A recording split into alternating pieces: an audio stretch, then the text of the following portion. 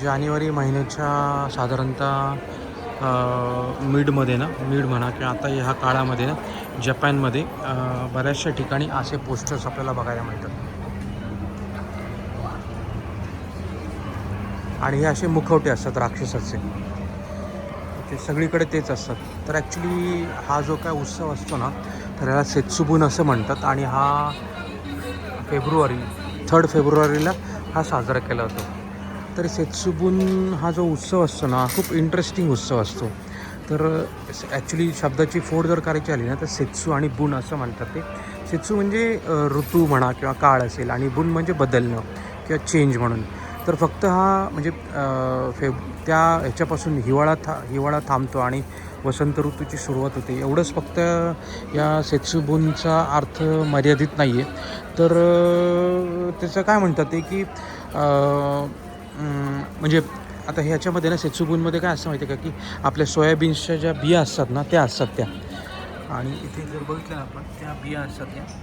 आणि हा जो काय ते असं म्हणतात की आपल्यामधला जो काय राक्षस आहे, म्हणजे राक्षस इन द सेन्स आपल्यामधला जो काय आळस असेल किंवा ज्या काही निगेटिव्ह गोष्टी असतील, त्या सगळ्या निगेटिव्ह गोष्टी बाहेर घालवण्यासाठीचा दिवस असं ते म्हटलं जातं.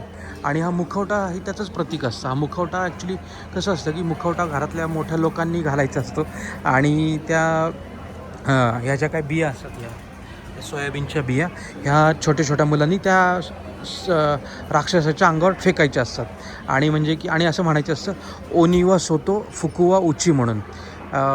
म्हणजे की राक्षसा बाहेरचा आणि चांगल्या गोष्टी ऐश्वर्य संपन्न घरात येऊ दे. आपण जर हे वाक्य जरी बघितलं की ओनिवा सोतो आणि फुकुवा उची, तरी आपल्याला कळेल की आपण जे लहानपणी आपण जे शुभंकरोती कल्याण म्हणायचो, की घरातली पिढा बाहेर जाओ, बाहेरची लक्ष्मी घरात येऊ, तर त्या किती त्याच्या सिमिलर ही लाईन आहे. आणि काय करतात की ह्या बिया ना मंदिरात पण, म्हणजे ह्या बिया मंदिरात आणि तिथे पण टाकतात या.